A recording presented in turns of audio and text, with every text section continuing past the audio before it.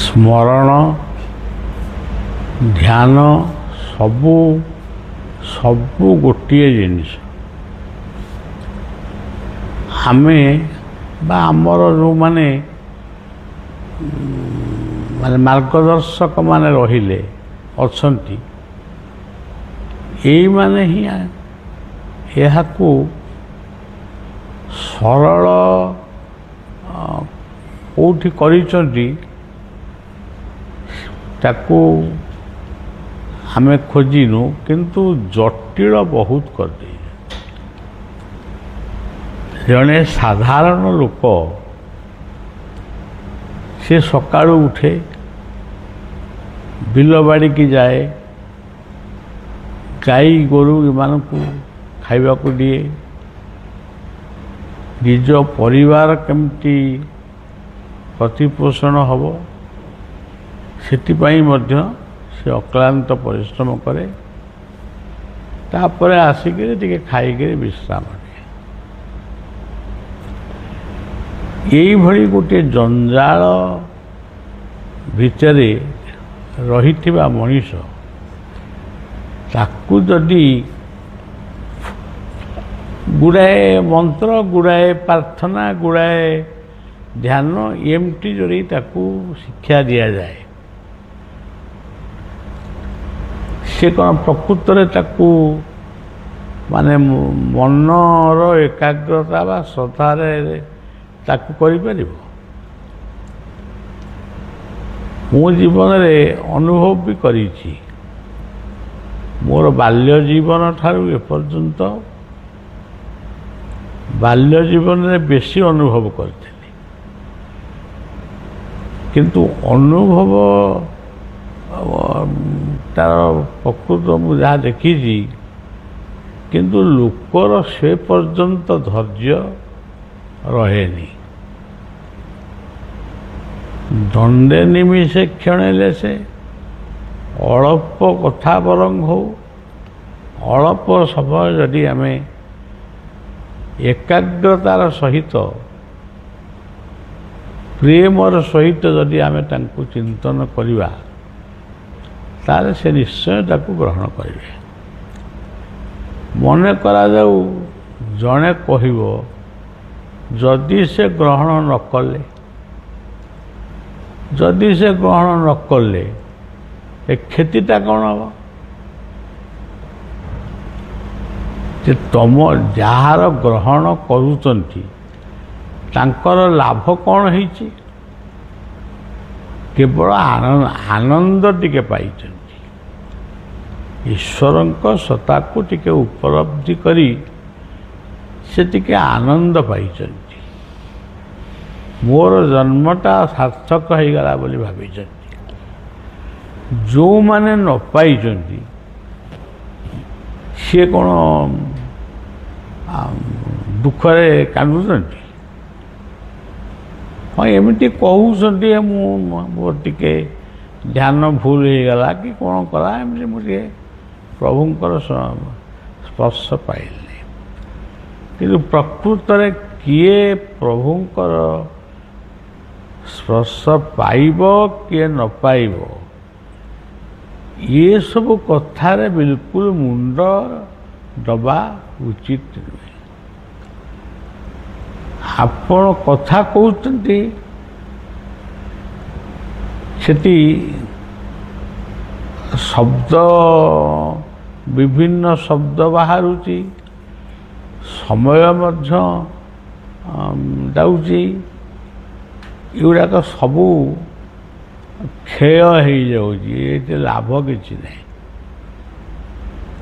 କିନ୍ତୁ ଯେଉଁମାନେ ନୀରବତାର ସହିତ, ତାଙ୍କୁ ଗାଇ ଆସେ ନାହିଁ, ନାଚି ଆସେ ନାହିଁ, ଯେମିତି ଆମର ସବୁ କିଏ ହାତ ଟେକି ନାଚିଲେ, କିଏ ଗୋଡ଼ ଟେକି ନାଚିଲେ, କିଏ ନାଚୁ ନାଚୁ ଧୂଳିରେ ଗଡ଼ିଗଲେ।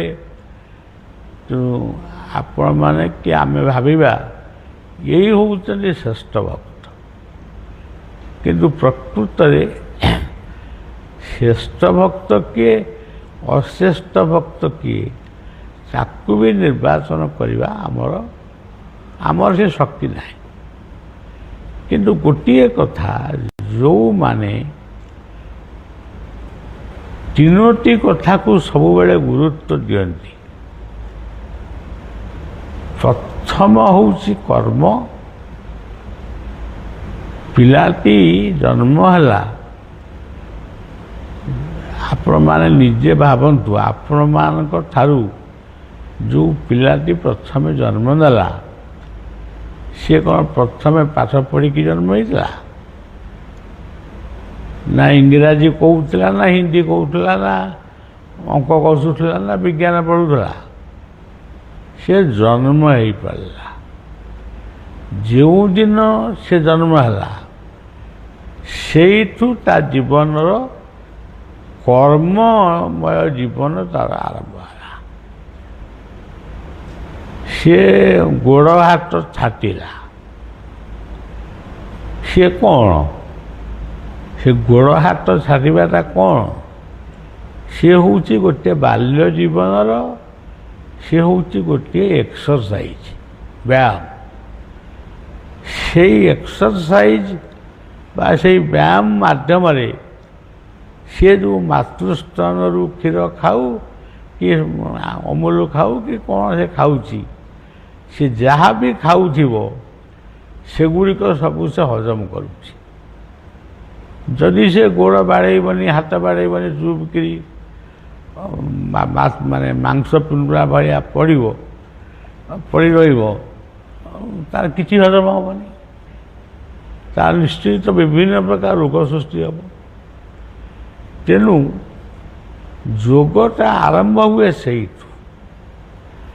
ମାତୃଗର୍ଭରେ ଯେଉଁ ସନ୍ତାନ 8 ମାସ ରହୁ, 10 ମାସ ରହୁ କିମ୍ବା 6 ମାସ ରହୁ, ଅନେକ ପିଲା ବି 6-7 ମାସରେ ଜନ୍ମ ହେଉଛନ୍ତି। ସେ ଯେତିକି ଦିନ ସେ ମାତୃଗର୍ଭ ଭିତରେ ଥିଲା, ସେଇଟା ହେଉଛି ତାର ତପସ୍ୟାର ଭୂମି ଥିଲା।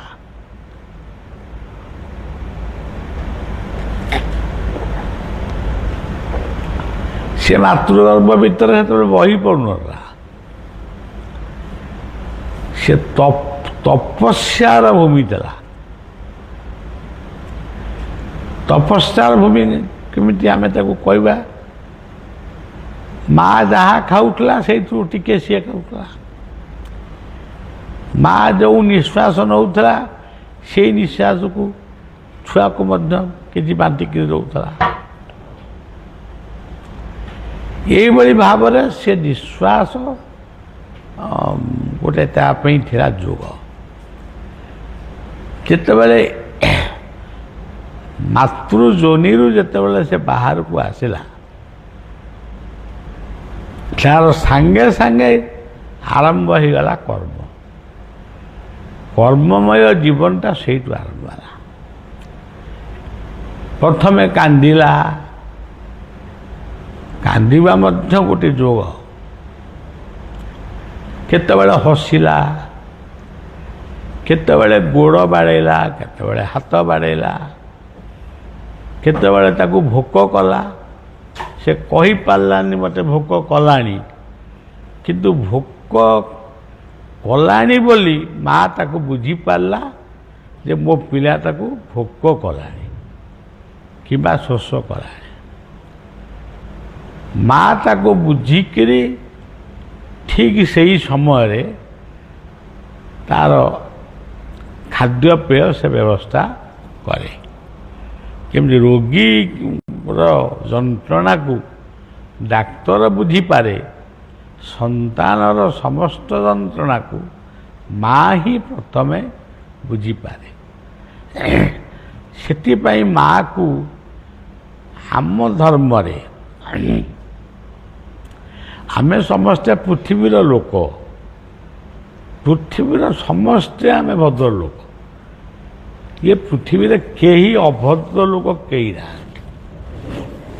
ଜଣେ ଯଦି ଆସିକି ମୋତେ ପ୍ରମାଣ ଦେବ ଯେ ମୁଁ ହେଉଛି ଗୋଟିଏ ଅଭଦ୍ର ଲୋକ, ମୁଁ ସମସ୍ତଙ୍କ ଆଗରେ ତାକୁ ଯେତିକି ପ୍ରଶ୍ନ ପଚାରିବି, ଶେଷକୁ ସେ ଉତ୍ତର ଦେବ ମୁଁ ପ୍ରକୃତରେ ଭଦ୍ର, ମୋତେ ଅଭଦ୍ର ସଜେଇ ଦିଆହେଇଛି, ମୋତେ ଅଭଦ୍ର କରେଇ ଦିଆହେଇଛି। ଏବଂ ସେ ଲୋକଟି ନିଶ୍ଚୟ ସେ ହାତ ଯୋଡ଼ି ମାଗୁଣି କରିବ, ମୋତେ ଗୁରୁଦେବ ଟିକେ ଭଦ୍ର କରନ୍ତୁ। ଇଏ ହେଉଛି ଚିରାଚରିତ କଥା। ଇଏ କଥାଟା ଆମ ମୁଣ୍ଡରେ ସିନା ପଶେ ନାହିଁ, କିନ୍ତୁ ଇଏ କଥାଟା ହେଉଛି ଗୋଟେ ଚିରାଚରିତ କଥା। ଯେତେବେଳେ ଛୁଆଟି ଜନ୍ମ ହୁଏ ସେ ପ୍ରଥମ ତାର କର୍ମ ଆରମ୍ଭ ହୁଏ। ସେ କର୍ମଟି କ'ଣ? ପ୍ରଥମ କର୍ମ ହେଉଛି ଶବାସନ, ଚିତ୍ ହେଇକିରି ଶୋଇଲା। ଏଇ ଯେଉଁ ଚିତ୍ ହେଇକିରି ଶୋଇଲା ସେ ହେଉଛି ଶବାସନ। ଯେତେବେଳେ ପେଟେଇଲା ସେଇଟା ହେଉଛି କଚ୍ଛପ ଆସନ।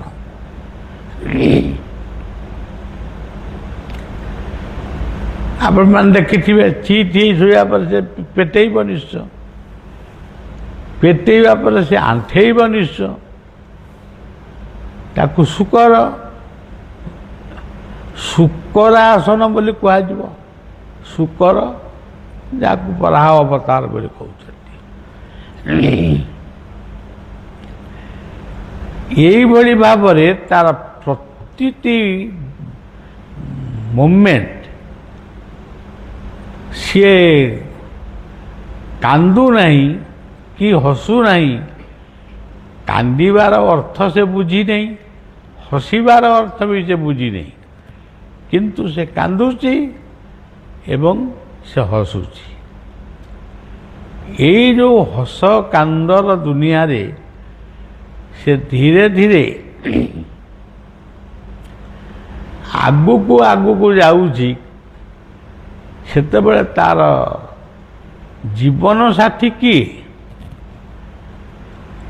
ଆମେ ଆଜି କହୁଛୁ ଆମ ଜୀବନ ସାଥୀ ହେଉଛି ଆମ ସ୍ତ୍ରୀ। ବେଳେବେଳେ ଅନେକ କୁହନ୍ତି, ସମସ୍ତେ କହନ୍ତିନି, କାହାର କେଉଁ ପ୍ରକାର ମତ। ଇଏ ହେଉଛନ୍ତି ଆମର ସହଧର୍ମିଣୀ, ଇଏ ହେଉଛନ୍ତି ଆମର ଧର୍ମପତ୍ନୀ। ପ୍ରକୃତ ଆପଣମାନେ ଭାବିକିରି କହିବେ ସେ ଆପଣଙ୍କର ପ୍ରକୃତ ଧର୍ମପତ୍ନୀ, ସେ ଆପଣଙ୍କୁ କେଉଁଥିରେ ସାହାଯ୍ୟ କରିଛି? ପିଲା ଜନ୍ମ ହେଲା, ସେ କ୍ଷୀର ଦେଇ ତାକୁ ବଞ୍ଚେଇଲା, ତା ଡ୍ୟୁଟି ସେ କଲା। ସେ ସହଧର୍ମିଣୀ କେତେବେଳେ ହେଲା? ସହଧର୍ମିଣୀ ସେତିକି ବେଳେ ହୁଏ ସ୍ୱାମୀ ଯେଉଁ ବାଟରେ ଯାଏ ସେଇ ବାଟକୁ ସେ ଯଦି ଅନୁସରଣ କରିବ, ମୋ ସ୍ୱାମୀ ଏଇ ବାଟରେ ଯାଇଛି, ମୁଁ ଏଇ ବାଟରେ ହିଁ ଯିବି, ସେତେବେଳେ ତାକୁ ଗୋଟେ ସହଧର୍ମିଣୀ ବୋଲି ଲୋକ ଭାବିବେ। କିନ୍ତୁ ବର୍ତ୍ତମାନ ଗୋଟେ ସହଧର୍ମିଣୀ ପାଇବା ମୋଟେ 5% କି 10% ହେବେ କି ନାହିଁ। ମୁଁ ତ ପ୍ରତ୍ୟେକ ଦିନ ଏଇଠି ହଉ ଯେଉଁଠି ହଉ ମୁଁ ଯାହା ସେ ଫୁଙ୍କା ଫୁଙ୍କି ତ କରୁଛି, ଯାହା ମୋର ପ୍ରବଚନ କି କ'ଣ ଗୋଟେ ଦେଉଛି, କିନ୍ତୁ ମୋର ନିଶାପ ମୁଁ ବର୍ତ୍ତମାନ ଗୋଟେ ମାମଲତକାର ହେଇଗଲାଣି। ସବୁଦିନେ ମୋର ଗୋଟେ ଗୋଟେ ନିଶାପ। କେଉଁଠି ସ୍ୱାମୀ ସ୍ତ୍ରୀର ନିଶାପ, ଆଜି ଗୋଟେ ଭାଇ ଭାଇର ନିଶାପ ଥିଲା, କାଲି ବି ଗୋଟେ ପାରିବାରିକ ନିଶାପ ଅଛି। କି ନିଶାପ କରୁଛୁ, କିନ୍ତୁ ଆମକୁ କେହି ନିଶାପର ମୂଲ୍ୟ ଦେଉନାହାନ୍ତି କି 500,000 ନିଅ, ଏସବୁ କିଛି ନାହିଁ। ତେବେ ସେ ଯାହା ହଉ ନିଶାପ କରିକି ଯଦି କିଛି ଲୋକ ଶାନ୍ତିରେ ରହିପାରିଲେ, ସେଇ ଗୋଟାକ ଆମର ମୂଲ୍ୟ। ତେଣୁ ମୋର କହିବାର କଥା ହେଉଛି ଆମେ ମାନେ କର୍ମକୁ ନେଇକିରି ଆମେ ଚାଲିଛୁ। ଆମେ ବିବାହ ହେଲୁ, ସେ ଗୋଟିଏ କର୍ମୀ ଆମ ସହିତ ଆଇଲା। ତାପରେ ପୁଅ ଝିଅ ଆସିଲେ। ଦେଖନ୍ତୁ ଶୁକର ବାମନ ଅବତାର ଯେତେବେଳେ ପ୍ରଭୁ ହେଲେ, ତାଙ୍କ ହାତରେ ଗୋଟିଏ ଛତା ରହିଲା, ଆଉ ଗୋଟେ ହାତରେ କମଣ୍ଡଳୁ ରହିଲା। ଆରେ ଠୁକୁରା ମଣିଷଟିଏ, ତାକୁ ଦେଖିବା ପାଇଁ ମଧ୍ୟ କେତେକ ଲୋକ ଆଇଲେ। ସେଇ ହେଉଛି ବାମନ। ସିଏ ଦୁନିଆକୁ ଦେଖେଇ ଦେଲେ, ପ୍ରତ୍ୟକ୍ଷରେ ଜଣେଇ ଦେଲେ, ତମେ ଯିଏ ନିଜକୁ ନିଜେ କହୁଛ ବଡ଼, ତମେ ହିଁ ଏକୁଟିଆ କହୁଛ। ତମ କଥାରେ କିଏ ହଁ ମାରୁନି କି ନା ମାରୁନି। ବଡ଼ ହେଉଛି ମୁଁ। ମୁଁ କେମିତି ବଡ଼ ହେଲି? ମୁଁ 3ଟି ପାଦ ଭୂମି ନେଲି। ତମେ ତ 50 ଏକର, 25 ଏକର, 10 ଏକର, 2 ଏକର ଜମିର ମାଲିକ। ମୁଁ ମୋଟରୁ 3 ପାଦ ଭୂମି ନେଲି। ତ 3 ପାଦ ଭୂମିରେ ତ ଗୋଟାଏ ଛୋଟିଆ ରୋଷେଇ ଘର ହେଇପାରିବନି। ତମେ କେମିତି ବଡ଼ ହେଲ? ସେ ରୋଷେଇ ଘର ଭୂମି ନୁହଁ, ସେ ହେଉଛି ସ୍ୱର୍ଗ, ମର୍ତ୍ତ୍ୟ ଆଉ ପାତାଳ। ତାହେଲେ ମୋ ଠାରୁ କିଏ ତମେ ବଡ଼ ବେଶୀ ଅଛ? ମୋତେ ପ୍ରମାଣ କରିଦିଅ ଯେ ତମ ଠାରୁ ମୁଁ ବଡ଼ କି ମୋ ଠାରୁ ତମେ ବଡ଼। ପ୍ରମାଣ କରିଦିଅ। ସେ ପ୍ରମାଣ କେହି କରିପାରିବେନି। ଇଏ ହେଉଛି ଗୋଟିଏ କଥା। ଏସବୁ କର୍ମର କଥା। ତାପରେ ଆସିଲା ଭୃଗୁପତି ଅବତାର। ପଶୁଟିଏ ହାତରେ ଧରିଛନ୍ତି, ମୁଖରେ ଦାଢ଼ି, ମସ୍ତକରେ କେଶଗୁଚ୍ଛ। ଏଭଳି ବୀର ସେ, ଏତେ ସ୍ୱାଭିମାନୀ। ଆମେ ତ ବେଳେବେଳେ ବହୁତ ସ୍ୱାଭିମାନୀ ହେଇଯାଉଛୁ, କିନ୍ତୁ ସିଏ ଗୋଟେ ଠାକୁର ଆସିଥିଲେ ଏମିତି ଅଭିମାନୀ। ଏକରେ ଜଙ୍ଗଲରେ ବୁଲୁଥିଲେ, ତାଙ୍କ ବାପାଙ୍କୁ ଭାରି ଭକ୍ତି କରୁଥିଲେ। ତାଙ୍କ ବାପା କହିଲେ, ଡାକିକି, ତାଙ୍କ ନାଁ ଥିଲା, ତାଙ୍କ ନାଁଟା କ'ଣ ପୁଷ୍ପସୁନି। ତାଙ୍କ ବାପାଙ୍କ ନାଁ ଥିଲା ଯମଦଗ୍ନି। ଯମଦଗ୍ନିଙ୍କର ଆଦେଶରେ ତାଙ୍କ ମାଆକୁ ବି ହାଣିଲେ, ବା ତାକୁ ମାନେ ତା ମୁଣ୍ଡକୁ ତ ହାଣିଦେଲେ। ଆଉ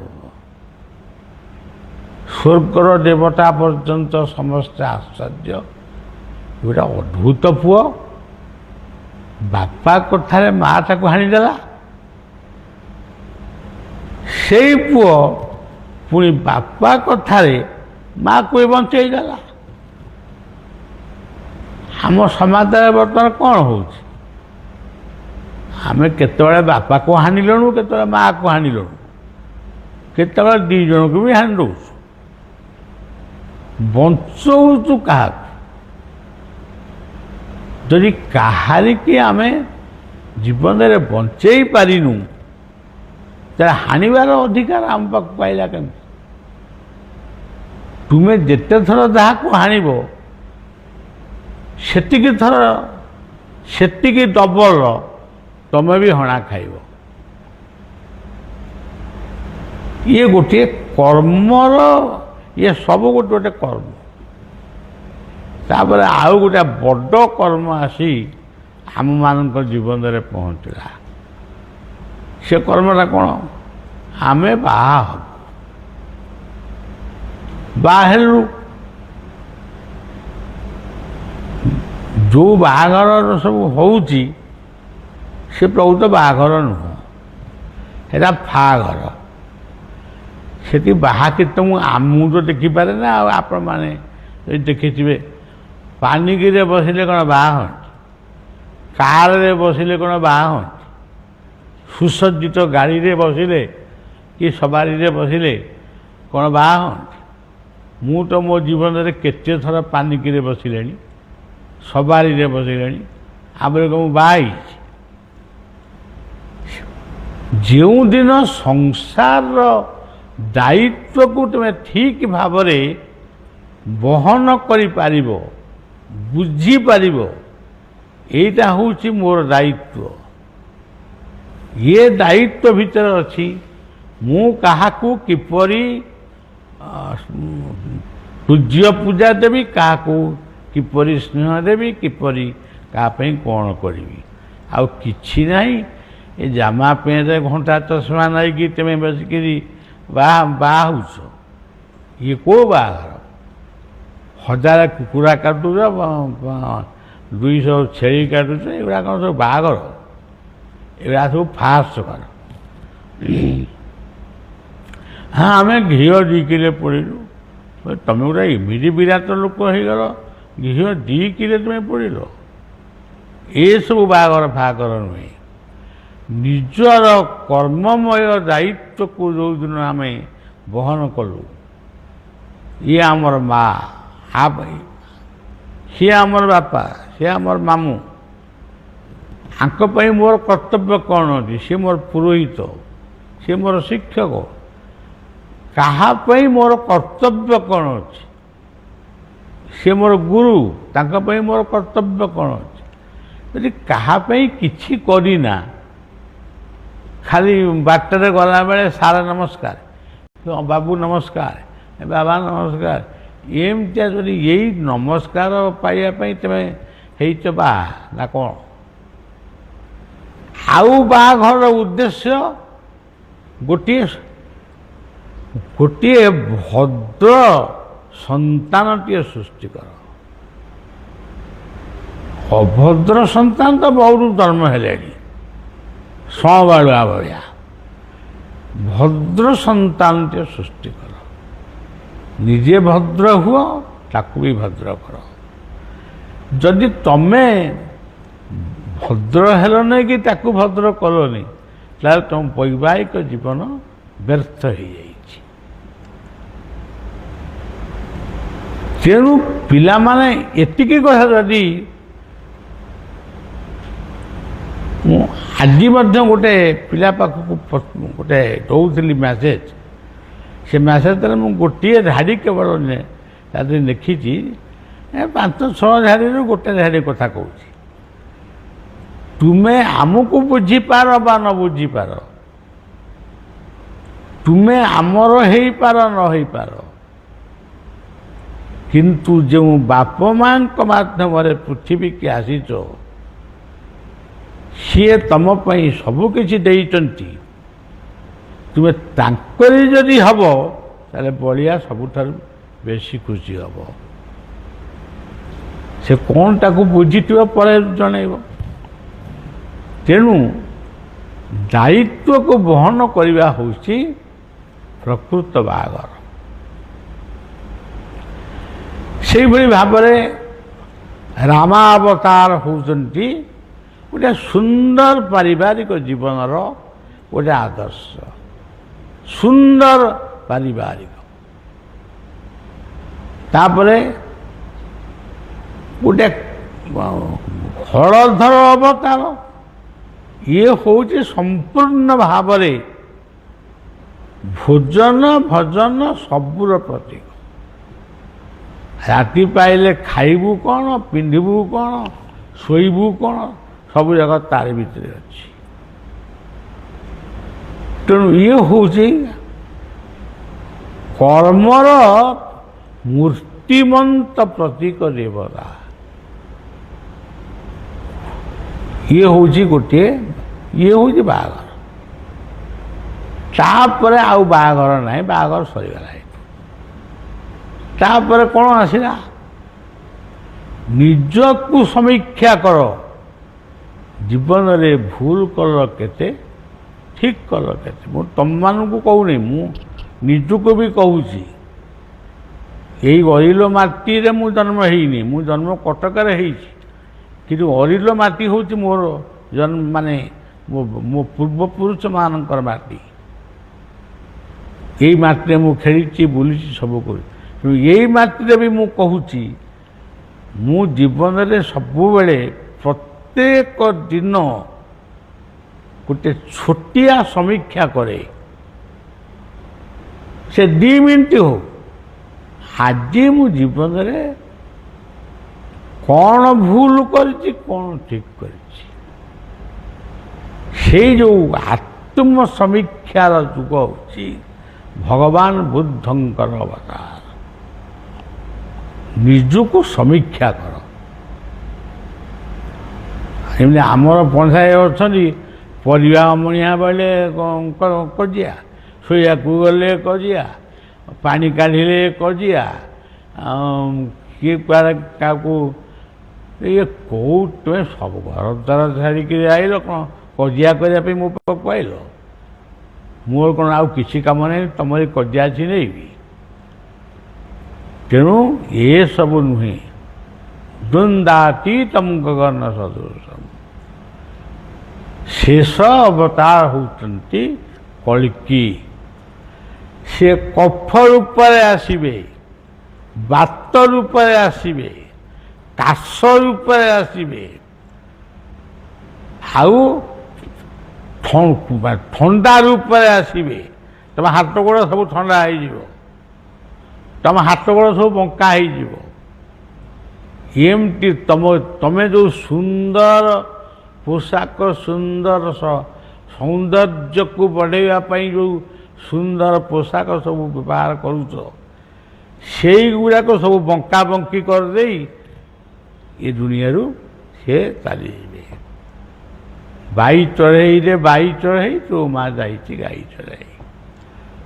ଏଇ 10ଟି ଅବସ୍ଥା ହେଉଛି ଆମମାନଙ୍କ ପ୍ରତ୍ୟେକ, ମୋର ନୁହେଁ। ମୁଁ ଯାହା କହୁଛି ମୁଁ ନିଜକୁ ସମୀକ୍ଷା କରୁଛି। ମୁଁ ଯାହା କହେ ତା ଦେହରେ ଟିକେ କହି ହୁଏତ ଅଳଙ୍କୃତ ଥିବ, ଟିକେ ମାନେ ବଡ଼ଗିରି କହିଥିବି, କିନ୍ତୁ ମୁଁ ବେଶୀ ମିଛ କହେନି। ମୁଁ ବେଶୀ ମିଛ କହେ ନା। ତେଣୁ ସତ୍ୟ ହିଁ ସତ୍ୟର ସନ୍ଧାନ ଦିଏ। ସଂଯମ ହିଁ ସତ୍ୟର ସନ୍ଧାନ ଦିଏ। ତେଣୁ ଆମେ ସନାତନ। ଆମକୁ କିଏ ଭଲ ପାଉ ନ ପାଉ, ଆମେ ସମସ୍ତଙ୍କୁ ଭଲ ପାଇବା। ଆଜିର ଏହି ପବିତ୍ର କଥା ସେହି ଅଭୟ ଚରଣାରବିନ୍ଦରେ ସମର୍ପଣ କରି ସମସ୍ତଙ୍କର ଶାନ୍ତି କାମନା କରି ଏତିକିରୁ କଥାକୁ ବିଶ୍ରାମ ଦେଉଛି। ନାମ କର।